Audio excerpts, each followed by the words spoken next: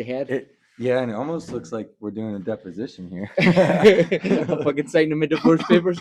So, show me on the doll where they touched you. Here, and here. Touch your lips. It's time for a brand new episode of What We Talking Jit. Say what? We talking jit. Say what? We talking jit. Say what? We talking jit. Said it's time for a brand new episode of Talking Jit. So, John has over 100 fights.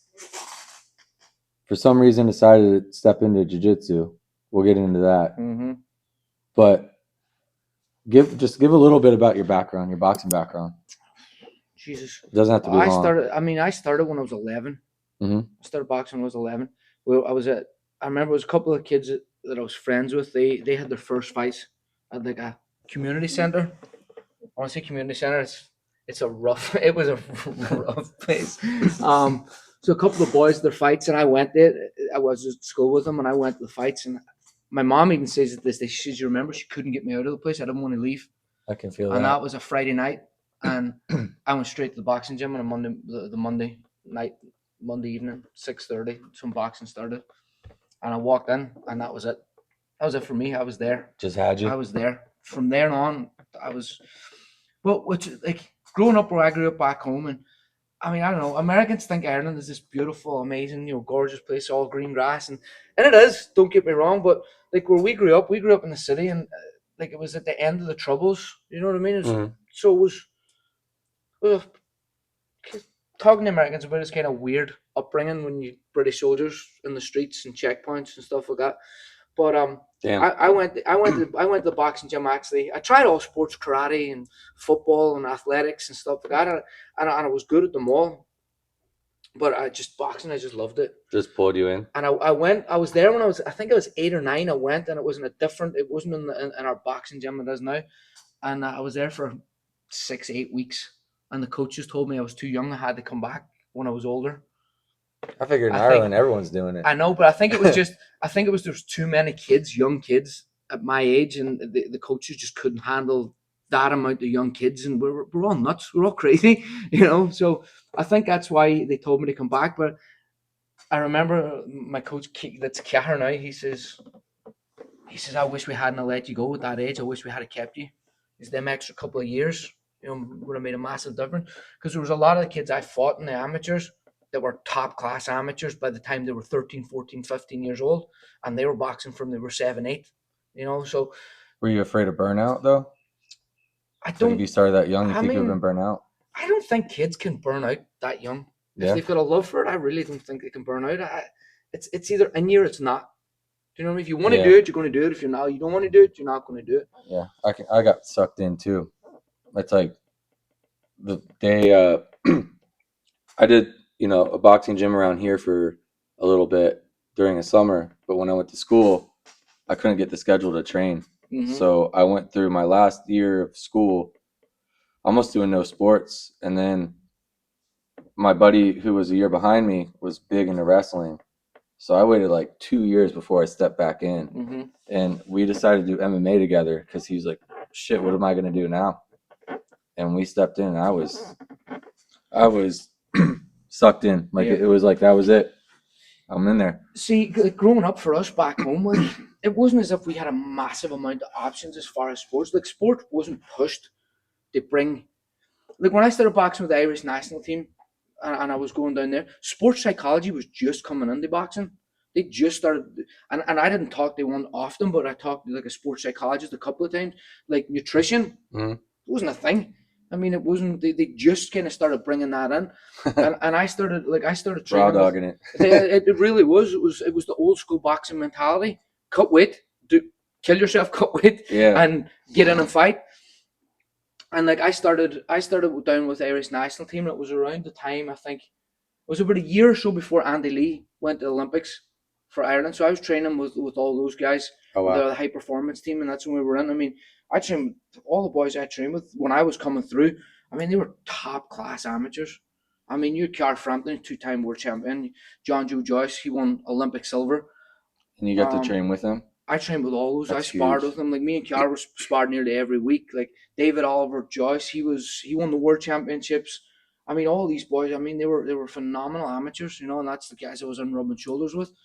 So it was That's great inspiring, experience, dude. and even traveling with them, you know, traveling with those guys, and like TJ Doheny, he's another one. TJ, I still kind of talk to TJ online and stuff. You know, I haven't been on social media in years, but I remember when I met Jeff Lacey, Left yeah, Hook Lacey, yeah, and I was like, damn, I made it. Not like I made it, but like you feel, I made it to like to rub shoulders with him. yep, It was like so inspirational. you kind of feel The greatness, like definitely you're like it's within reach. You know what I mean? 100%, and I know exactly what you mean because we went up to one of the pro fights, and I think it was Jim Rock was fighting up in Belfast, and we went up.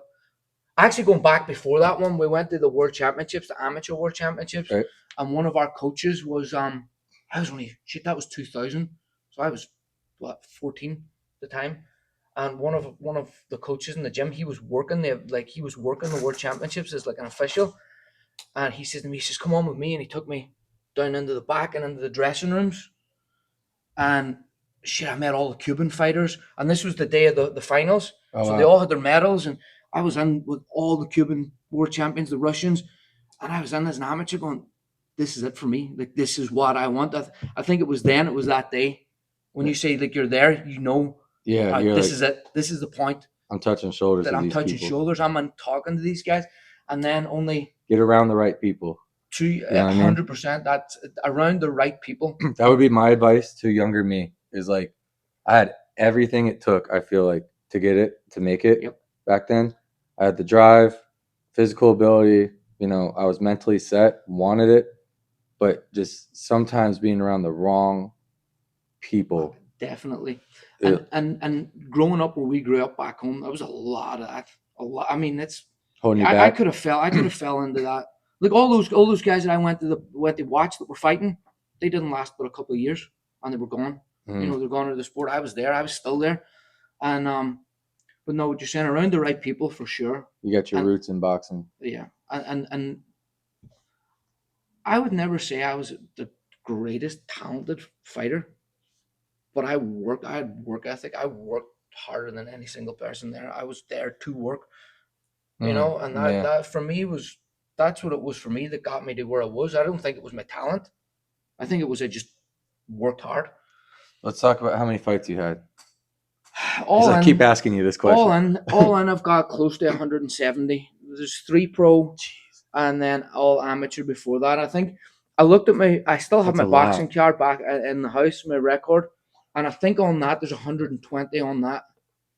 And then so I have an international card as well because when I box with the Irish national team, and then I box with the Ulster team, which is like Northern Ireland. So I was weighing a load of trips with them, and then there's a load of them not on the card. You know, you go to shows, and it's like your card doesn't get handed in, so there's a load of fights that wouldn't even put on that card. Yeah.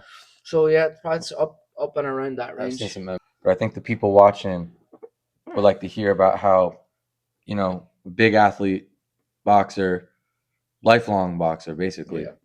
I say I'm a Comes in- boxing purist. That's why boxing purist. I don't watch MMA. Like I really don't. I know Sean Strickland was fighting last night.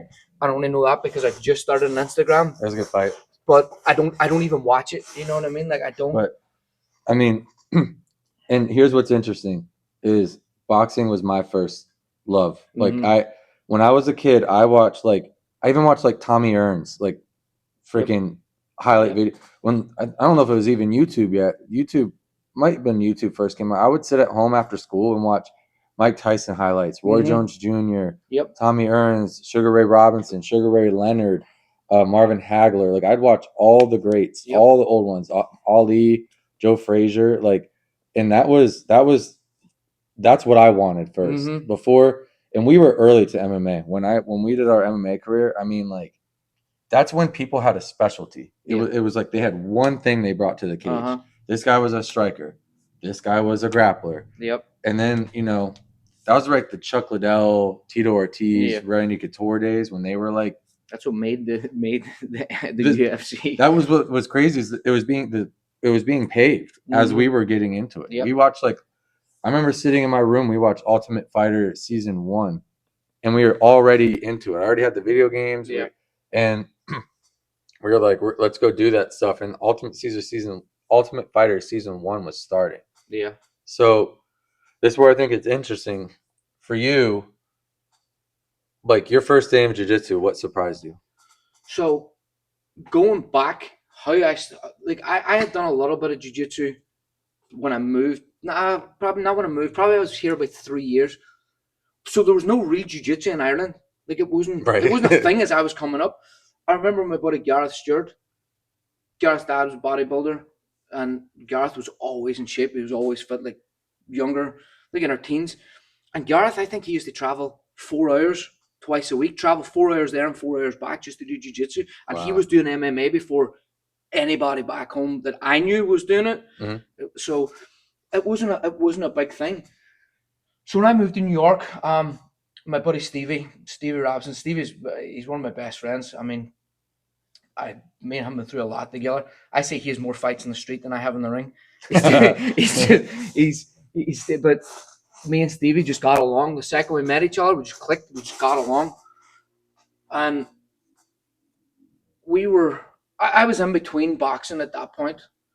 Go back to just a long story with how the manager and how I got away from boxing. We can talk about that a little later. But I was drinking then and partying because I'd never drank. I never really done anything, outside of that. So I was single. I was in New York. I was making crazy money. I wasn't fighting anymore. It was fuck boxing. I'm done with it.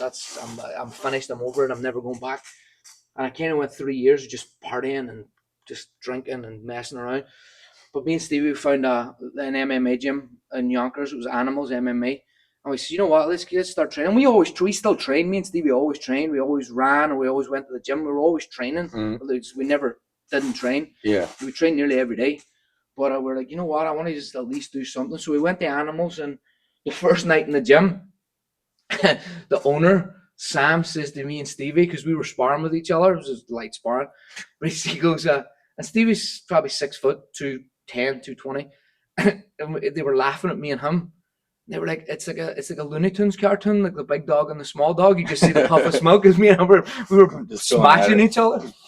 And right away, they were like, we want you guys to come on to the fight team. So we started training right away with the fight team in the MMA. So I started doing a bit of jiu-jitsu there. And I never really got it. I never really clicked. I was like, what's the point in this? As soon as someone tried to shoot, I stood up straight away and I was like, come on, let's go. I'm going to throw a hand. So it never really clicked with me. And Stevie, he was always into it. He was into the UFC way back when. So he was always into it, and Stevie was good at the jiu-jitsu. And it was funny, I was up in New York with him in November, and he's back training as well. We started training again kind of at the same time.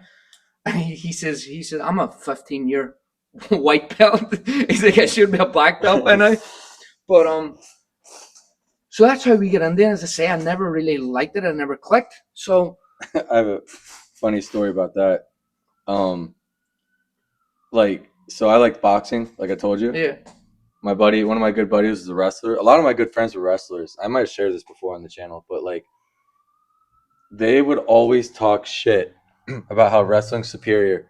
Every fight goes to the ground. Wrestlers are superior. And we used to just argue.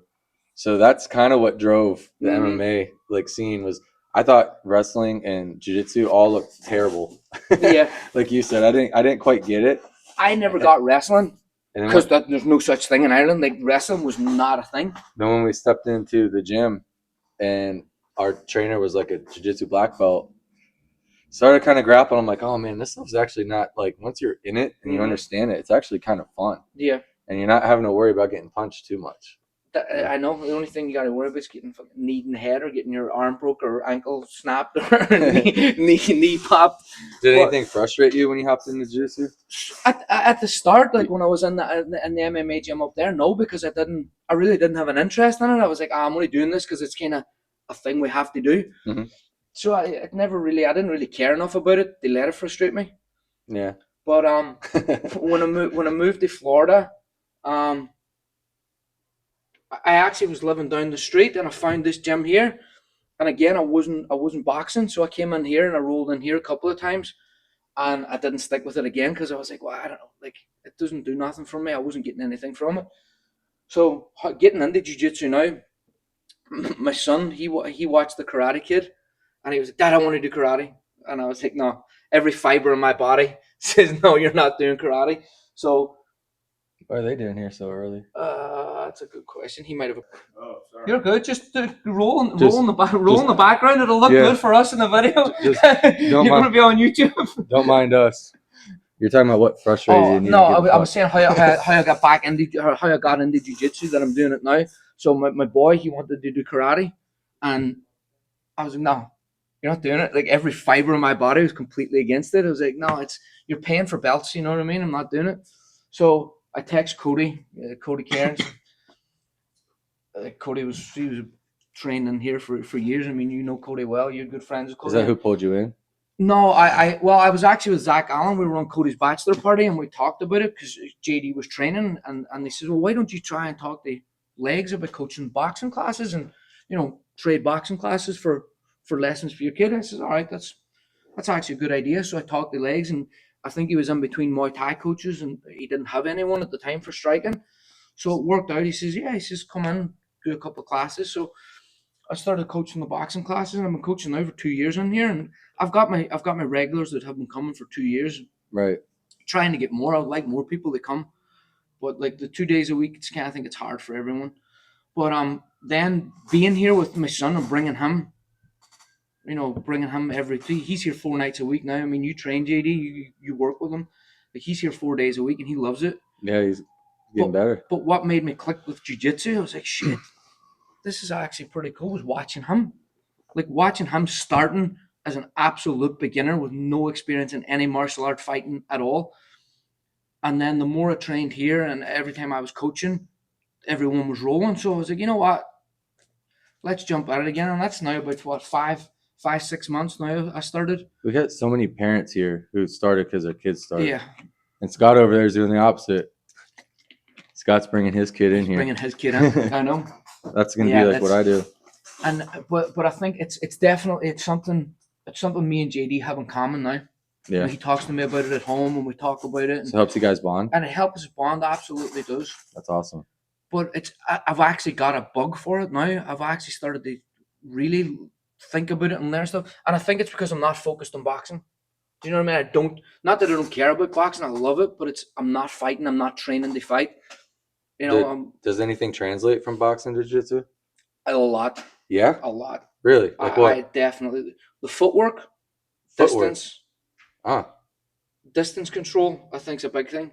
Are you talking about like how, like passing the guard? Like passing how I guard. told you, like step out? Passing guard, stepping, moving around. Okay. I think my footwork works in my favor. Well, I would rather be standing up with the guys that pull guard or guys that are going to, lie on their back. I think that helps me a lot. But distance control as well. And when you're inside, like I'm getting smashed. Like I'm getting smashed on the bottom constantly. Mm-hmm.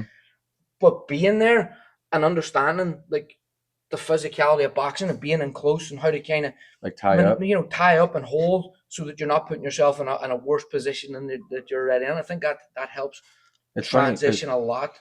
You being a boxer, Jake being an ex-boxer, and me having a little bit of striking, like when I coached Jake and you, trying to show how to cut the angles and beat angles and not like kind of fight square, but get around legs and hips and stuff. That's kind of the way I've thought about telling you guys, because it translates to like just like that little like slight step out, take the 45, slice it, and turn, like pivot, can help you cut the angle or like leg drag or get around it. So it's interesting that you said a lot translates. And it's like that's one of the things that I try and teach you. And everybody that's coming in here, this boxing, there's no one that really has any boxing experience. They're all basic novice trainers. They're not even fighters, you know what I mean? Like, I'm not taking it away. They're here, they're training, but they've no boxing, they've no fights, stuff like that. A lot of the guys, I mean, you've got Dave's a black belt, and he's a kickboxer, and now Dave's 58 years old, and he's transitioning to boxing. Yeah, I mean that's a big thing, big achievement. But I think, and the one thing that I do teach all the novices, boxing's inches, not miles. Yeah. Do you know what I mean? It's literally an inch of difference in being hit or being knocked out, and it's the same in jiu-jitsu. It's inches, not miles. You give someone an inch, they slide their knee in. You give someone an inch, they slide their elbow in. Oh, definitely. And they've got a massive advantage at the on higher you. levels, you can't leave any space. And that's what I mean. So there's like that's 3 real main points of transitions from one to the other. And I think back to your question about frustration. I mean, let us know. I mean, I think you understand it even as a black belt. Like the frustrations getting to a black belt. I mean, that took everything in your life to get there. You sacrificed a lot to get it. Yeah, definitely. So, like, that's a frustration in itself. There's definitely things that I could have better in my life if I didn't Yep. focus so much on getting to. But it's something you focused on and set your goals on and got there. But that frustration, getting smashed and being at a level in the sport where I was training with Olympians, I was training with world champions, I was traveling all over. I was in South Africa, or in Austria, France. Oh, that's awesome. Like I was traveling all over with the Irish national team, and these fighters with medals fucking down their leg. They'd fucking won everything you could think of, and then coming into a sport where you're bottom level and you're getting beat up and smashed by 16-year-olds. Yeah. It's humbling. Yeah, It's humbling, and it's funny because I watched one of the Jocko Willink clips from one of his podcasts, and he was talking about jiu-jitsu as a white belt, and then he talks about a blue belt. The levels you move into, and he says the sooner you accept as a white belt, you're just here to be smashed. That's your job. That's all you're going to do. Survive. And you're going to learn a couple of things through going through. That made me realize, you know what, shit. I hope that popped up in the. What? He's like, you got to hide your balls. I hope that popped up in the background. Hey, son, hide your balls. After you've trained for a while, you don't even know. No, they ain't that big. I think I grabbed your dad's a couple of times. I don't even notice it. You get cauliflower balls. Don't worry, kid. You'll have cauliflower balls in 6 months. In no time. So, that's what translated. What didn't translate? It's actually Probably a a good lot. question because a lot didn't translate. I mean, I can't punch anybody. Mike Tyson's the best saying, or was it Tyson or no? It was Tyson. He says everybody's got a game plan until they're punched in the Until face. you get punched in the face. I think you can hold a game plan in jiu-jitsu a little easier than you can in boxing, because no one wants to get punched in the face. Well, I remember every UFC, or not UFC, sorry, every MMA fight or sparring match or everything, just I'd always have a game plan, and it just always went to shit the minute it started. It does, and I think that's one thing that separates the elite level fighters from guys who just don't make it, is being able to not even adapting, being able to keep that game plan and keep that focus the whole fight. Yeah. That's 100%. Keeping the focus the whole fight is about. I was never the best at that. I always improvise. It's I come in there like that, and then I take this wild left turn, and it either works or it either works or doesn't. See, know. I always had really the same game plan, no matter who I was fighting. I'm going to outwork you, and I'm going to outpunch you, and I'm going to hit you as hard as I can, and it worked. Maybe I just never reverse engineered my game. Yeah. That's what I should have done.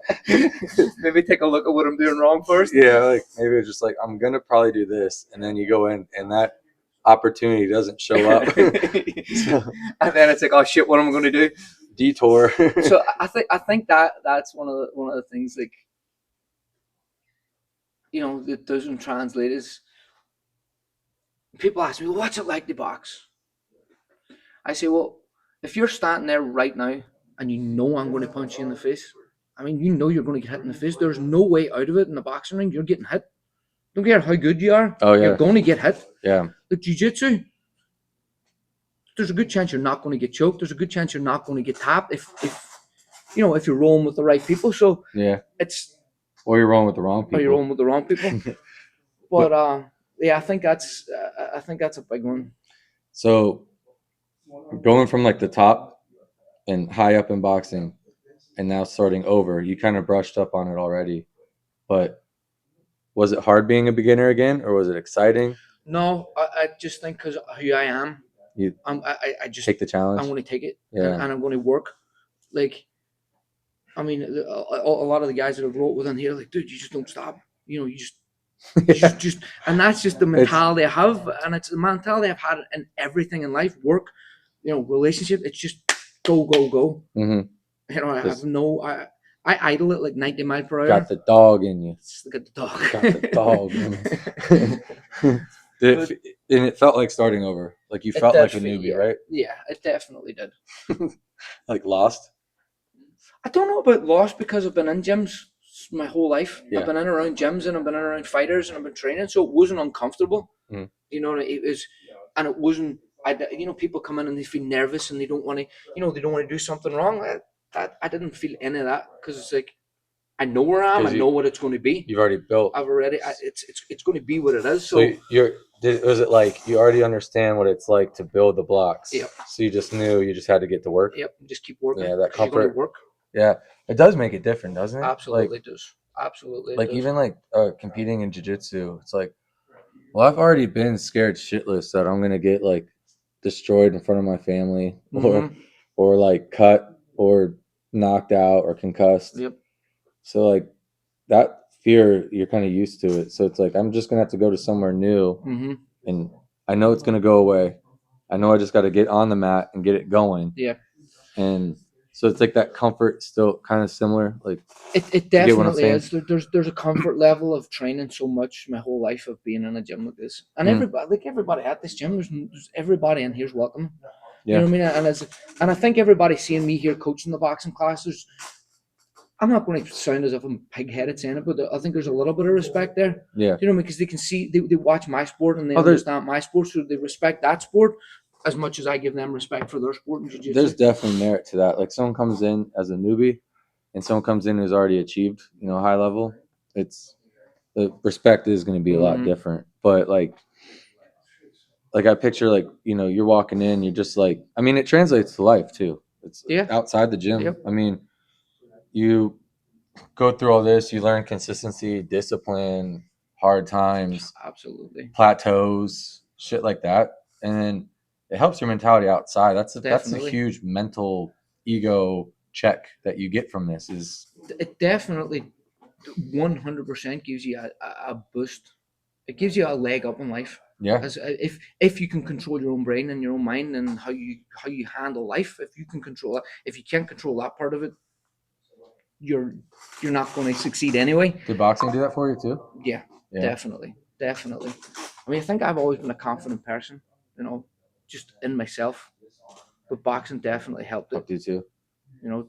It definitely helped. How do the two compare mentally? Actually, like is the boxing is jiu-jitsu one harder than the other, or are they just hard in their own different ways? No, again, I think just bringing that mentality from boxing to jiu-jitsu, the hard working, I think that helps and gets you through it.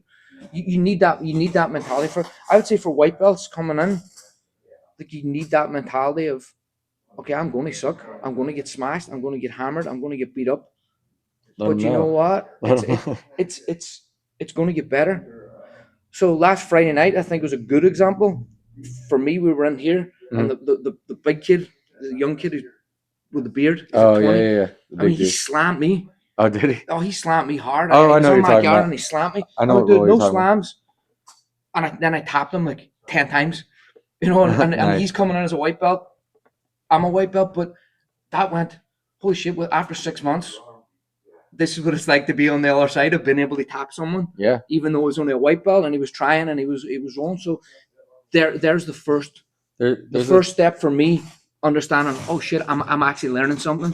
There's a thing that people don't realize. It's like when you come into class every day, you don't feel like you're getting better because everyone around you is getting better progressively as well. It's not till like someone new comes in, especially when you're like lower, like white, blue belt. Yep. It's not till someone new comes in that you start feeling like, oh shit, I'm better than this new guy. I must have learned some stuff. That's exactly my point. Like I you feel stuck because everyone around you is learning too. Yep. That's a good point. You're definitely learning, even though you don't think you're learning. In your own head, you're not. Like boxing, you can see a little bit of a progression. Oh, you can see your footwork getting better. You can see your hands getting better, your head movement. With jiu-jitsu, you just feel you're getting smashed constantly until, as you say, someone else comes in. with the two molded together, right? Do you think there's anything boxers can learn from jiu-jitsu? It's a good question. Prepare yourself, because then we're gonna do the vice the vice versa. Can jiu-jitsu learn anything from boxing? Would you encourage someone to train both? Absolutely. Yeah. Now that I'm into jiu-jitsu the way I'm into it, definitely. It's a different mental side, I think. It's a different mental game because it's the two different sports. I would encourage both. Preparing yourself to get punched in the face or preparing yourself to get choked. And also just so people understand the difference. Like the boxing conditioning is like when I train with you, I'm exhausted in like 10 minutes. Mm-hmm. It's just because going back to what we just talked about with like the mindset and the ego part of it, it's like because I've been through that grind, I just know to keep breathing and keep pushing, Yep. you know. But Yep. like if I was fresh off the street, it'd be tough. Yep. Like I brought friends in here that threw up because they're not used to it. But I think every fighter should train both so they understand the different endurances and grinds. I think boxing is like heavy repetition. It's heavy on your body, and it's. Oh, that's one of the questions somebody asked. I'm not going to say boxing conditioning. I believe it's tougher. Like if you look at nearly every athlete, they do some kind of boxing training or that boxing cardio or bags or pad work. Like a lot of them do it because you're literally same with jiu-jitsu. You're using nearly every muscle. Boxing, you're literally using every muscle from your toes. Yeah. Oh yeah. Your whole body is being used. People think it's like a lot of like arms, but you're starting from your toes. It's the first thing I teach people. My hips get sore. Where do you think a punch starts? And everybody says, "Oh, your hips, your shoulders." No, I mean your big toe. Punch generated from there. Remember my toes when I started jumping into you? Like I had like raw toes. I'm like watching how you pivot. You're like, mine's and I'm like, there's skin that thick on the bottom of mine now. It's like watching you pivot, hitting that stuff, and I was like, damn, that's like. So I was that point when I started hopping back in with you. I was like trying to dig my toe, and I literally ripped the skin. And going to that point right there, something as small as I try and teach everybody, digging your toes, digging, and you like that technique. How much the technique can help you. And I says, do you one of the nights you got me in a cross collar? I was like, right away, like you're a black belt.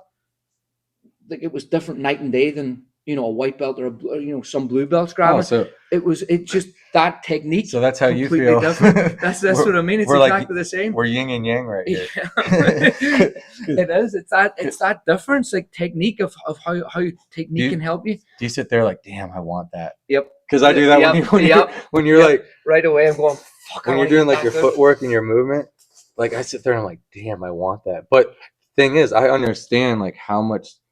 If I wanted to get to that, how much time and effort and like I'm not gonna wake up in a month, 2 months, 3 months. That's years and years and years. 27 years I've been boxing. I'm 39, 28 years I've been involved in boxing. And I've worked. I work with Connor Coyle. Connor's he was number three in the world right there.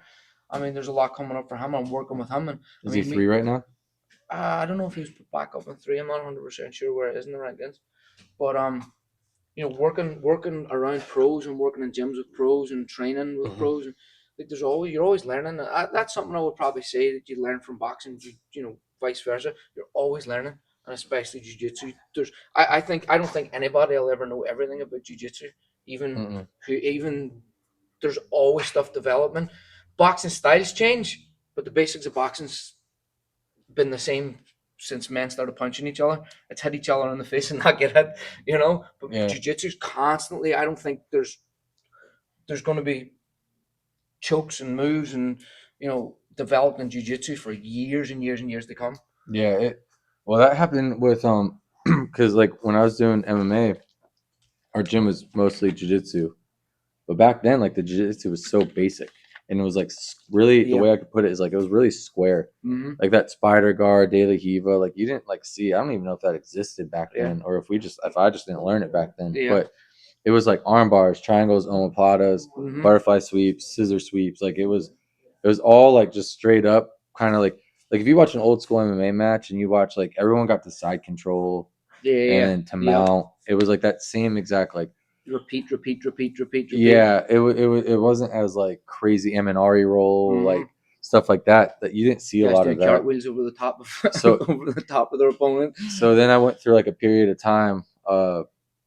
Luckily made it through that period of time where I was gone for a while. Like I didn't train for 6-something years. I had a different lifestyle back then. And when I came back into here to start training again, I was like, the hell is all this shit? I had my blue belt from back then, but coming in here, it was not a blue belt anymore. It was like being a 4-stripe white. Not even probably like, I mean, he held me forever before I got my first stripe. Yeah. And it was, I mean, that's what it seems like for all me these as new well. techniques and stuff, like people using lapels, but it's growing fast. I don't know. Do you think someone can learn boxing? Everything in boxing? No. Again, I mean, you can learn the basics. I think everybody will learn the basics, but again, styles develop in boxing. I mean, you look at boxing through the eras, the 80s, 90s, 2000s, and now look where it's at. Like Lomachenko. It's the Lomachenkos, and everybody wants to be the Inus. Everybody wants to be that fucking flashy and this, that Eastern. But going back to the amateurs, whenever I started with the Irish national team, they brought Zur was the high performance coach. They brought him. He was from Georgia, like Russia, Georgia, and they brought him in. And he started bringing that Eastern European style, and the national team with that long, those big long punches, and in and out, which it benefited amateur boxing back then because it was all computer scoring. It was all points on the screen. One person had to press your button at the same time as there was 3 judges. 2 of them had to press at the same time or within 0 point whatever seconds of each other for you to score. So that style came in, and Ireland shot up the rankings on medals. Like when he started bringing that style in, and Billy Walsh, he was the other head high performance coach. Billy's actually, I believe, he's the head coach for the U.S. national team now. Okay. I don't know if he's with the women's team or the men's team, but I was watching actually. It was a YouTube last night, and I saw Billy on that, and he was with the whole team. It was the men and women that were they were talking. So it was both teams. But that style that was brought in, it definitely helped the Irish team win medals. What would you tell a jiu-jitsu athlete to take away from boxing? Or if there was like one skill or mindset or something? Mindset, pure mental toughness. Like the endurance? Mental toughness. The endurance and sucking it up. Suck up the hurt. Because I was rolling. I do that all the time. I know, and it is. But it's where you got to be because I rolled with. I can't remember who I'm it ahead was. of the game.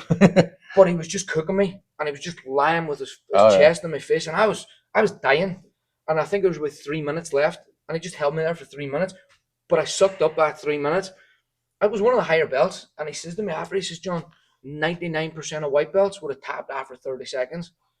Of just someone lying on their face and not being able to breathe. But I think taking that mental toughness in, that's a massive thing. That's funny because I'm in my let it cook phase. Like, I'm cooking people. You're just playing. Like that pass that I keep showing you where you can just like kind of camp and wear them out. I'm in that I'm like let them cook phase, trying to mentally beat them and cook them, put them in positions where they want you to pass. I'm kind of trying to find ways where I can chill, and they're just getting torched. And I think like neon belly is probably one of the most suckiest things in jiu-jitsu. Yeah, it sucks. It does suck. But I think taking that from boxing, get your core tight, get a tight core, because you're going to have a neon belly. And I never had it. I hated body shots. I hated getting hit body shots. But I still think I can take the neon belly a lot better than 90% of the white belts, just because the mental toughness and mental endurance through it. So I would say take that with you. The questions I had down here were people asked. Yeah. Like you pretty much covered all of them. Oh really? We covered most of them in there. You kind of like at least brushed up on them. Injuries. I mean, boxing's very light on the body as far as injuries go. I mean, your fist, you're going to get your fist smashed. CTE. Like I dislocated my jaw. I was actually on Ali's. I was sparring with Ali when I just turned pro. Ali was about 180, 185 at the time. I was fighting at 122, so I was walking around probably 135. Ali caught me with an uppercut, and he fucked my jaw. I mean, it was a cracking shot. It was about 6 weeks. I couldn't make a bite. Oh, wow. My jaw wouldn't line up, so I ended up going to the hospital, and they took X-rays and everything else. And she says, your jaw's not broke. She says, I can see, you've got tendons that looked as if they were stretched. She says, I think you might have dislocated it, popped back in. And she said, but I can see like 20 breaks on your nose. I said, to be honest with you, that's not even close. I said, my nose has been smashed that many times. So the injuries compared to jiu-jitsu wise, I mean, I can see you can get hurt really easy in jiu-jitsu. Yeah. Really easy. I mean, you're getting slammed, you're getting choked, you're getting armed. Well, I heard a lot more after training jiu-jitsu than I did after a boxing class. Yeah, because of my neck, like it's hard for me to box. Well, doing the heavy bag stuff from like the arm Yeah. and just that shock and that jolt up here, like it gets my neck like really sensitive next day. It usually gives me a bad headache. But I was asking Legs, our professor, about competing at black belt and how different it's going to be, and he said that because my point was I might go against someone who's had a black belt for 15 years, Mm-hmm. and his point was their injuries could catch up with them by then. Yeah. So it was like this interesting dynamic of you're like trading knowledge for like mobility. Yeah, I know what you mean. and that's funny. Like, Which sucks. I always said, I would rather fight someone with 100 fights than fight someone with 2 fights. Oh yeah, because they're hungry. Or... No, because they don't have a clue. It's the same as we say in here. Oh shit. I don't go to the white belt beginner classes. I come in here and I roll with all the higher belts. I would rather that because I learn. That's how I learn.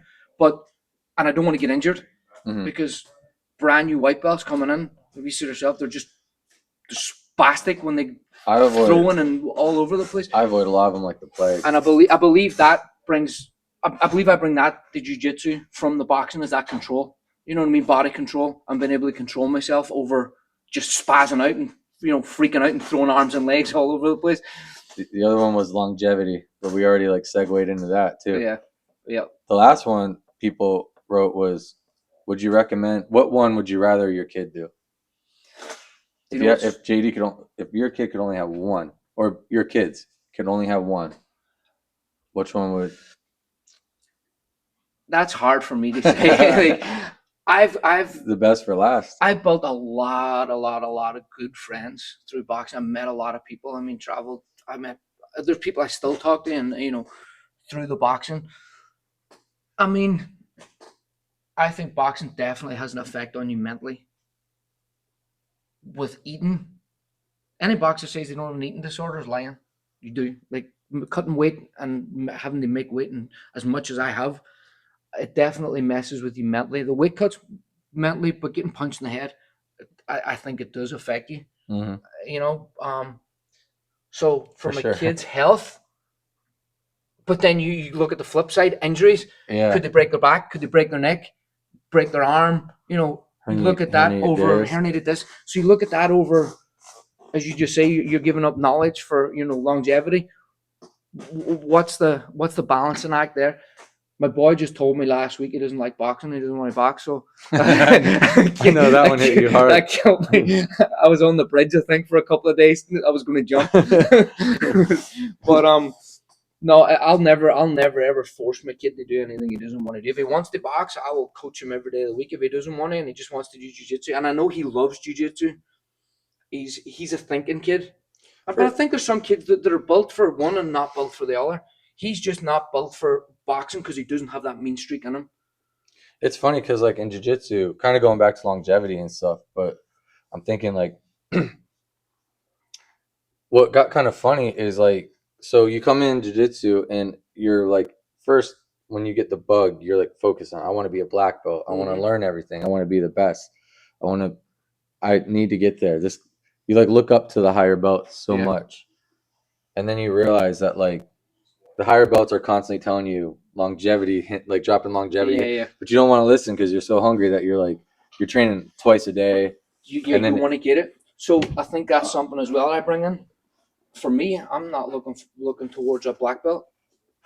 Yeah. That's you just enjoy it. Way in the distance. Like that's not even something my thing is get the first white stripe. That's your building block. Second white stripe, that's another step. My steps within the next 2 years is going to be working towards that blue belt. So I think that's something I bring in, knowing where I started in boxing and where I got there.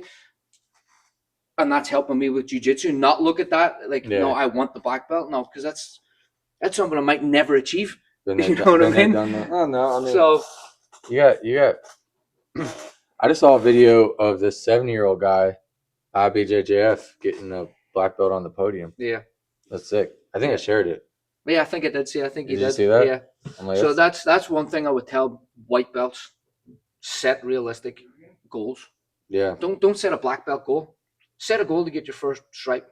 That was the last question I was going to ask you. Set a goal. What advice would you give? Set a goal to get your first stripe. Set a goal for yourself that you're not going to quit after 6 weeks, 8 weeks. Because those first 6 weeks, I lived on ibuprofen. Like I was popping them like Skittles because I was hurt. I was in agony. My whole body was hurting. And I would say set that goal of not quitting. I'm surprised. And set the goal of getting your first stripe. I'm surprised a lot of these tournaments don't have Advil sponsor them, dude. Like, you know, you watch anything on TV and you got your Moderna ads and your like big pharma ads. I'm surprised like Advil is not all over. Something we should look at. How do we get the sponsors on the jiu-jitsu? If they would pay me to throw that on my gi, I probably would. Yeah. It's like not something I sponsored by Advil. Even if I wanted to block them, I couldn't at this point. But no, definitely, I think that'd be the best advice I would give any white belt coming in. And even you know, a 4-stripe white belt, set that goal to get your blue belt next, and don't worry about what's after that. Yeah, I would. As hard as it is, like journaling. I mean, this is actually probably a little bit of a shameless plug, but like the journal app I built. Yeah. Which I agree. If I ever put that public, like, like doing it's so overlooked, but there's so much like when you train, so much you forget. You forget so much. Your adrenaline's still going after class, so there's questions you can't think of, or once you settle down, you're like chilling later. You're like, I'm having a hard time in side control. Yeah. And I haven't asked, and man, this guy got me 3 or 4 times. So like, what am I doing wrong with either the app or the book that I made? Mm-hmm. So like that kids journal was a great thing you came up with. The kids journal for jiu-jitsu. It's something fun for them. Yeah. And it keeps them focused. And it gets them to write on it after every class. If they can stay, I mean, it's consistency. It's consistency with everything. You know, your food, your training, your journaling. You know, mentally keeping yourself right. I think if you can get kids into that, that'll help them through life as well. So we got probably a couple more minutes. Do you have like any crazy or funny story you want to share, like a bonus story you would share? Oh, I know all my boys. I know all my boxing boys in the group chat are shitting themselves right now. That guy's because they all said, "You better keep it clean." Should we build the tension on them? No, I'm not going to sink them on that. Tell them to come up here and sink themselves. Let's do it. They're all back. You know what? Maybe get them all on a podcast someday. They're all the boxing guys I grew up with and came up to the boxing with. We could get them all in one group. Let me know if you guys want to see that. I think one of the craziest ones was when we were in Austria. We went over to Austria. We boxed in a multinational competition. It was Scotland, Ireland, Hungary, France, Germany. There was multiple nations there. And we're staying up in it was in Innsbruck. That's the coolest thing. He drives around. This dude just drove by on a golf cart holding his Starbucks latte up with an American flag on the front of it, not on the back. Not on the back, right in front of him, like the presidential fucking parade. If only I could like flip the camera and just show them. We'll have to get some snapshots if I can. But we're in Austria, and it was crazy because there were a load of 18, 19, 20-year-olds, fucking adrenaline fueled, you know what I mean? So the one night down in the little town, it was Innsbruck, it was called, and there was a little village that we went down into, and I think, I can't remember the kid's name. It was Michael. I know it was Michael Mungan. I can't remember his name. I don't want to get his name wrong, but he pulled the fire alarm in the town, but they didn't. Wanted to do that. They didn't have a fire service, so it was the townspeople themselves all had to come out. So they took our passports and everything off us, like the police, and it was a whole big thing. We all thought, and I think the coaches had to pay money to get our passports and shit back. And then My daughter every month or every week has to on Friday bring in. She gets a letter and she has to bring something in for show and tell. It starts with that letter, and this week was F. So like at first I said friends. Oh, you could bring your friend up there, and then they're trying to think of like other F things she could bring in there. I'm like, you could just bring the fire alarm. Like you could just pull the fire alarm.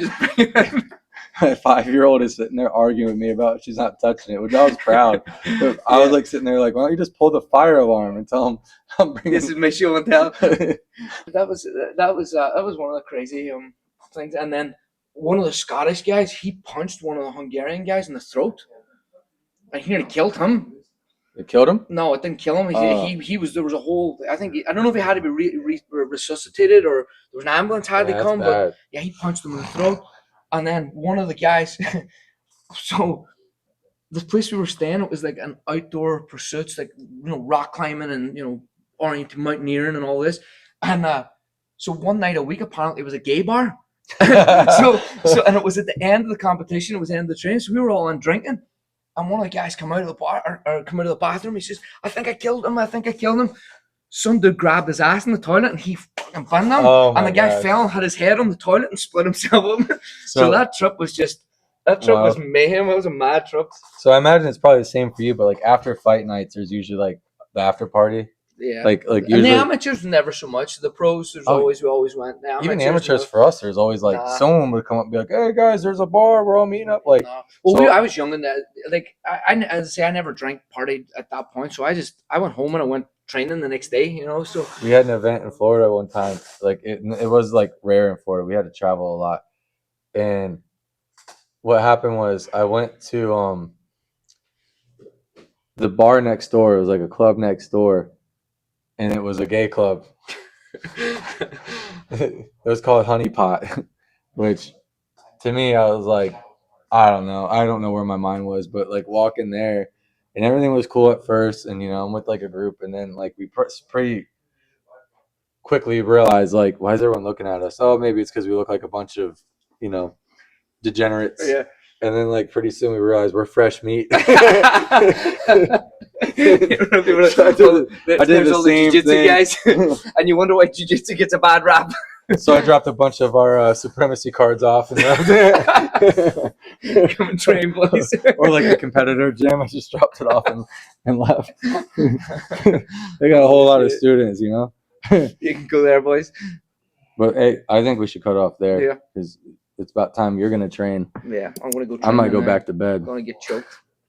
Thanks for doing it, brother. No, thank you, buddy. Appreciate you. Thanks for having me. They try to drown me. I can swim upstream so profoundly. I can stay calm in a dire situation. I'm at it every day, no time for a vacation. And I smell blood in the water. Everything I do, I do it for my daughters. Now I'm gonna shut your lips. It's time for a brand new episode of What? We talking jit, say what? We talking jit, say what? We talking jit, say what? We talking jit, said it's time for a brand new episode of Talking Jit.